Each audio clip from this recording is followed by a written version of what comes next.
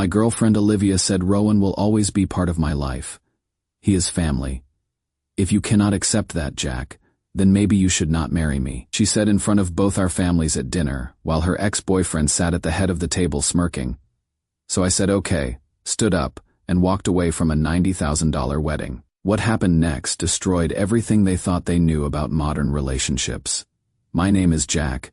I am 34, and up until that dinner I thought I was getting married in 2 months. I am a structural engineer here in Portland, the kind of guy who measures twice and cuts once. You know, I have got this little craftsman house in Selwood that I have been fixing up for years, and my rescue dog Scout, who is basically my best friend.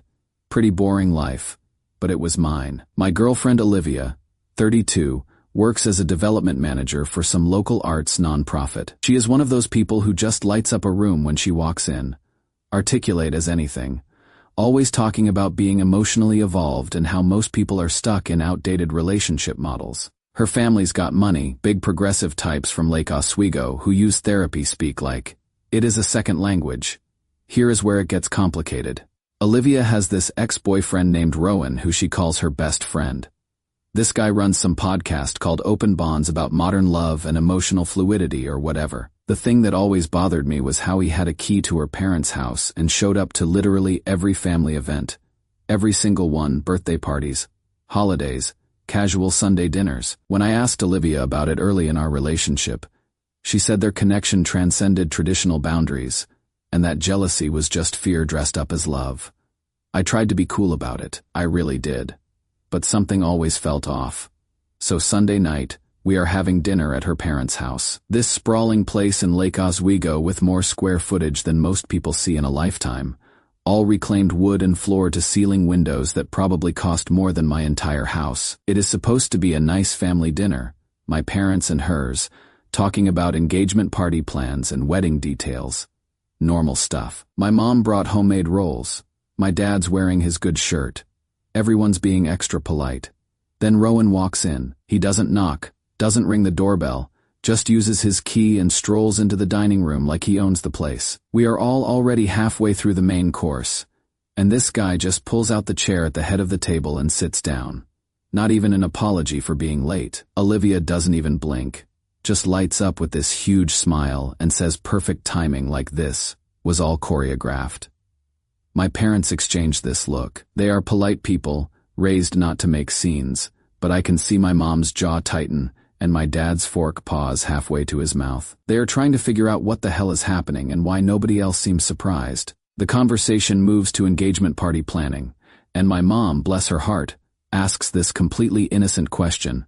Olivia, will Rowan be attending your engagement party too? The entire room goes dead silent. Olivia sets down her fork, looks directly at me, and says in front of both our families, Rowan will always be part of my life. He is family. If you cannot accept that, Jack, then maybe you shouldn't marry me. Her parents are nodding like she just said something profound. My parents look like someone slapped them. And Rowan, this guy is sitting there with this little smirk like he is watching his favorite show. Everyone's waiting for me to respond. To defend myself, argue, apologize, something. I can feel all these eyes on me, waiting for me to either back down or blow up. I stare at Olivia for what feels like forever. Then I say, very quietly, okay, that is it, just okay. I fold my napkin, stand up, and tell my parents, let's go. You should have seen Olivia's face. That little smirk, she had completely disappeared because she realized okay wasn't me giving in, it was me walking away. The next morning, I email our wedding planner Grace and cancel everything. All of it. The venue, the catering, the flowers, the band, everything. Since Olivia's family handled all the deposits as their wedding gift to us. Something like $90,000, I don't owe a penny. I also close out our joint wedding registry account that we had been building up for months. Turns out when both names are on the account, either person can make changes. I send one text to Olivia's mother. Thank you for dinner. I agree with Olivia. Some things aren't negotiable. That evening, Olivia lets herself into my house with her key. I hear the front door open and I am sitting in my living room with Scout, just scratching behind his ears and thinking about how quiet it has been all day. How peaceful. Honestly. No tension. No walking on eggshells. No wondering what mood everyone's going to be in. She finds me there, but what she also finds are all her belongings, boxed up, labeled, stacked neatly by the front door. I had spent the whole afternoon going through everything methodically, the way I approach work projects. Her clothes, her books, her fancy skincare products, that collection of crystals she swore helped with energy alignment. Everything sorted and packed with the same precision I use for structural calculations. "What is this?" she asks, and I can hear her voice starting to shake, like she genuinely cannot believe I followed through. "You will need to pick these up tonight," I tell her, still sitting on my couch, still petting Scout. "I will give you proper notice about the locks. You have got until this weekend to get anything I missed." Now she is getting loud, voice climbing an octave. "You cannot just throw me out of our home." I look at her and say, "It is my home, Olivia. You were just staying here." That is when it really hits her. She starts crying, saying I am being dramatic, that this is all some big misunderstanding, that the ultimatum wasn't real, just her way of testing whether I could handle the complexities of evolved relationships. She keeps using words like growth and emotional maturity while mascara runs down her cheeks. "Man, don't blow this up. She is testing your comfort with modern relationships." And that is when my best friend, Noah, who has been watching this whole disaster unfold, sends me a photo. It is from earlier that day. Rowan touring an apartment in the Pearl District with some woman from a leasing company. The application Noah managed to see listed two names, Rowan Pierce and Olivia Hart, CO tenants. So while I am sitting here thinking this was some impulsive ultimatum, they already had an apartment lined up. This wasn't a test of my comfort with modern relationships. This was always the plan. I sent one final message that night, to Grace the wedding planner, cancel everything. Permanently. Update 1, so the morning after I posted, Olivia's dad Thomas calls me, not to apologize or ask if we can work things out. No. He is threatening to sue me for breach of promise, and demanding I reimburse them for the wedding deposits they lost when I canceled everything. I am standing in my kitchen listening to this guy who has probably paid more in therapy bills than I make in a year, and he is literally screaming about how I have financially damaged their family and that they have witnesses to my erratic behavior. Lucky for me, my neighbor Sharon is a civil attorney. When I tell her what happened, she just starts laughing, Jack. She says, "Olivia made that ultimatum in front of multiple witnesses. She basically dared you not to marry her. You are legally bulletproof. Thomas can threaten all he wants. They are out $90,000 and there is nothing they can do about it." But here is where it gets really twisted. Remember how Olivia and I had set up this wedding registry fund? We had been collecting money from friends and family for months, building up this account for our honeymoon and new home expenses. Olivia managed it since she was better with the financial planning stuff. Well, after Thomas threatened me, I decided to take a closer look at that account, and guess what I found? A $12,000 transfer to something called Open Bonds Media LLC, that is Rowan's company. When I confronted Olivia about it, she claimed it was for a creative collaboration, and that they were launching this co-living project about emotional evolution. She said it was going to be a documentary or something about modern relationship structures. That is when it hit me. She wasn't planning to live with Rowan after we got married as some kind of test or emotional experiment. She was planning to live with him, period. The marriage was just... I don't even know what the marriage was supposed to be for her. A cover story. A way to keep her parents happy while she did whatever she wanted. Yesterday, Olivia showed up at my house again. This time she is crying before she even gets through the door. Mascara already smeared, hands shaking as she tries to explain herself. She is saying it was all just a test, that she wanted to see if I could handle the reality of modern relationships, that she thought I would eventually understand what she was trying to build with Rowan. I told her, "You don't test loyalty by demanding betrayal." She kept saying she thought I would come around, that most people just need time to evolve past traditional thinking, that I was more enlightened than other men she had dated, and she believed I could grow into this new paradigm. The way she said it, like she was doing me a favor by pushing my boundaries. "I do understand now," I said. "You never wanted a husband. You wanted an audience." The look on her face when I said that, like I would finally seen through the performance to what was really happening. She tried to argue, saying I was being reductive, that their connection was about emotional authenticity and breaking down patriarchal relationship structures. But here is the kicker. This morning, Grace the wedding planner accidentally forwards me an email. It is from Olivia's mother to her, dated 3 weeks before that dinner. Email sent at 7:42 p.m. with the subject line Rowan ceremony remarks setup. The message says, "Please coordinate a microphone for Rowan's short speech during the ceremony. We would like it to symbolize Olivia's lifelong connections." They had the entire thing scripted. Rowan was going to give a speech at our wedding about how he'd always be part of Olivia's life. This wasn't some impulsive ultimatum at dinner. This was months in the planning. I keep thinking about how they all sat there that night, watching me, waiting to see if I had just accept being part of their little emotional experiment. How many other people knew? How long were they planning to string me along? The most messed up part is that I actually feel relieved. Like I dodged something way worse than just a bad marriage. Scout's been extra clingy lately, like he knows something was wrong too. Dogs always know. Update 2. So first off, word travels fast in Portland's social circles, especially when there is a $90,000 wedding disaster involved. Olivia's parents have been telling anyone who will listen that I was emotionally unstable and afraid of intimacy. They are painting this picture of me as some controlling guy who couldn't handle Olivia's enlightened approach to relationships. But here is the thing about small cities.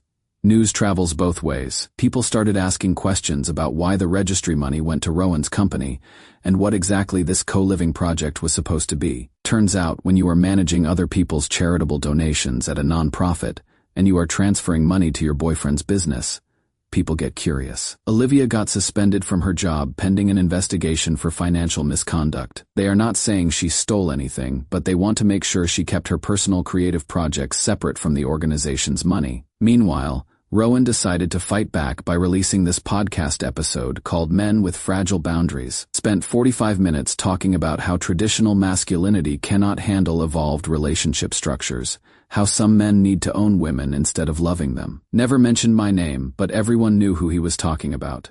That backfired spectacularly. 3 days later, someone posted a Reddit thread with court documents from Seattle showing that Rowan had a restraining order filed against him 2 years ago. Some woman accused him of psychological coercion under the guise of open relationships. Apparently, he had convinced her and her boyfriend to let him move in with them, then systematically destroyed their relationship from the inside.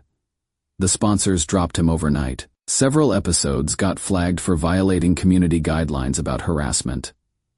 Though his main podcast feed is still up. Turns out when you have got a documented history of manipulating couples, most advertisers don't want their brands associated with that kind of content. Thomas and Marilyn Hart had their own problems. The stress of losing all that wedding money on top of their other expenses caused them to have this huge public argument at some charity gala. People started talking about their failed real estate investment and how they had been living beyond their means for years. They ended up selling the Lake Oswego house to cover their debts and moved into a condo. So much for their progressive values when the bills came due. But the real bombshell came last week. I found an anonymous email in my inbox with just a subject line: "You deserve to know the truth. No return address." Obviously a burner account. Attached was this document called Co-Family Charter. I am not even kidding. It is like a business plan for emotional manipulation, outlined this whole shared emotional ecosystem between me, Olivia, and Rowan. Talked about rotational intimacy boundaries, shared holidays, and these charts for distributing emotional labor. The worst part, it listed 4 other couples who had been recruited into similar social experiments. I looked them up on social media, found what I could. 2 are already divorced. 1 couple moved to different states. The 4th couple, I found the guy's LinkedIn and sent him a careful message. He called me within an hour. Turns out they went through almost the exact same thing. Different ex-boyfriend, same basic setup. Meet the family, integrate the ex into their relationship, propose this enlightened approach to love and commitment, then slowly take over their lives. This guy said it took him 2 years to get his self-respect back. Yesterday, Olivia asked to meet me for closure. We met at this little coffee shop on Division Street. She looked tired, older somehow. The charismatic energy that used to fill up every room was just gone, she said. Very quietly, "I thought you would come back. You always forgive people." I finished my coffee, looked at her one last time, and said, "I did come back. Just to say goodbye properly." I stood up and walked away.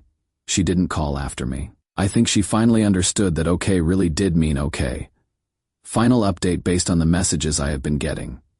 A lot of you wanted to know how this all turned out in the end. I debated whether to post this final update, but since so many of you have been checking in over the months, I figured I owed you the rest of the story. Plus, I think there is something important here about what happens after you walk away from toxicity. 10 months later, my life looks completely different. I sold the Selwood house and moved into this downtown loft near the river. Something about starting fresh in a space that didn't have any memories attached to it felt right. The place has these huge industrial windows that flood everything with natural light, exposed brick walls, and this view of the Willamette that changes throughout the day. Scout loves the new place. Bigger windows for his favorite pastime of people watching. Better light for his afternoon naps. And there is a dog park right downstairs where he has become something of a local celebrity. The moving process itself was therapeutic. Going through every possession, deciding what deserved space in my new life and what didn't. I kept my tools, my books, my furniture that actually meant something to me. I donated a surprising amount of stuff that I realized I had only kept because Olivia thought it looked sophisticated, or because her parents had commented on it approvingly. Work has been incredible. I am leading this major historic restoration project downtown, converting this 1920s bank building into mixed-use space, while preserving all the original architectural details. Last month, I won this industry award for innovative structural design, something about honoring historical integrity while creating modern functionality. The irony wasn't lost on me. Sometimes you have to go back to the foundation to build something that lasts. Funny how much clearer your thinking gets when you are not constantly questioning your own reality. My work has always been about structural integrity, understanding load-bearing elements versus decorative features. But I would completely lost that clarity in my personal life. Now I can see the difference between what actually supports a structure and what just looks pretty on the surface. I have been in therapy too, working through why I ignored so many red flags for so long. My therapist, this no-nonsense woman named Dr. Chen, helped me understand that when someone tells you your instincts are wrong often enough, you start to believe them. That when someone frames every boundary you try to set as fear-based or emotionally immature, you begin to question your own reality. It is like psychological erosion, wearing away your foundation bit by bit until you are not sure what is solid ground anymore. We have spent months unpacking how Olivia's family weaponized therapy language, how they use terms like growth and evolution to make me feel small for wanting basic respect in my relationship, how they turned my discomfort with Rowan's constant presence into evidence of my own limitations, rather than a reasonable response to boundary violations. Dr. Chen helped me realize that healthy relationships don't require you to constantly justify your comfort level, that emotional evolution shouldn't mean accepting treatment that makes you feel worse about yourself. Real growth happens when both people feel more secure and valued. Not when one person has to disappear to make room for the other's authenticity. I am learning to trust myself again, to understand that boundaries aren't walls you build to keep people out. They are just the ground you stand on, the foundation that lets you know where you end and other people begin. When someone asks you to give up that foundation in the name of love or growth or enlightenment, they are not asking you to evolve. They are asking you to disappear. My parents have been incredible through all this. Mom still brings over her homemade rolls every Sunday, but now we eat them in my loft while Scout begs for scraps, and we talk about normal things. Dad helped me pick out furniture for the new place, and I caught him looking proud when I showed him the award certificate. They never once said I told you so, even though they clearly saw problems I was blind to. Noah's been a rock too. He is the one who convinced me to start dating again, though I am taking it slow. There is this woman, Sarah, who works at the coffee shop near my building. We have been talking for a few weeks now, just casual conversations about books and hiking trails, and her rescue cat, who apparently has strong opinions about everyone who enters her apartment. She doesn't know my story yet, and there is something refreshing about being just Jack to her, not Jack who survived the emotional manipulation experiment. As for Olivia and her crew, the investigation cleared her of criminal fraud. But she got fired anyway. The nonprofit didn't want the liability of keeping someone around who blurred personal and professional boundaries. Word got around in Portland's nonprofit community, and apparently she has had trouble finding another position in her field. Her parents are living in that condo now, and from what I hear through mutual acquaintances, they are not handling the lifestyle downgrade very well. Thomas had to get a part-time consulting job to make ends meet. Turns out therapy speak doesn't pay the bills when your investments go bad. Rowan left Portland entirely, tried to rebrand in Arizona under some new podcast name called Authentic Connections, but it failed within months. Once word gets out about your methods, it is hard to find new victims. I heard from someone who knew someone that he is working at a wellness center now, leading communication workshops for couples. The thought of that guy giving relationship advice to vulnerable people makes my skin crawl. But I have learned I cannot save everyone from their own bad decisions. But here is the moment that really brought everything full circle. Last weekend I attended this charity art auction downtown with Sarah. Actually, we had been talking about supporting local artists, and she mentioned wanting to check it out. It felt good to be there with someone who wanted to be there, not someone who was calculating how the event would look on their social media or what connections they could make. And across the room, I see Olivia working as a volunteer server, pouring champagne for guests in this black uniform with the event organizer's logo. She looked older, more tired than I remembered. The charismatic energy that used to fill up every room was just gone. She was just another person doing a job trying to get by. Our eyes met for just a second. For that moment, her whole composed facade just cracked, and I saw pure regret flash across her face. Not regret about losing the money or the job or the social status. Regret about losing something real. Something she had thrown away for an experiment that was never going to work. I just nodded politely and turned back to my conversation with Sarah, who was asking me about the structural engineering challenges in the building we were standing in. No words needed between Olivia and me, no satisfaction required, no dramatic confrontation or final speech, just acknowledgement that we both knew how this story ended. Later, as Sarah and I walked back to my loft, she asked if I knew the server who had been staring at us. I told her it was someone from my past, and she just nodded and started telling me about this amazing sculpture she would bid on. No interrogation, no demand for details, no attempt to analyze the emotional dynamics. Just acceptance and moving forward. Such a simple thing, but it reminded me what normal actually looks like. I keep thinking about that dinner 10 months ago, how everyone was waiting for me to fight or beg or compromise my way back into their good graces. How they expected me to defend my right to basic respect in my own relationship. But sometimes, the most powerful thing you can say is just okay. Sometimes walking away is the only response that preserves your dignity and your sanity. Some ultimatums don't destroy relationships. They reveal them. They show you who someone really is when they think they have all the power.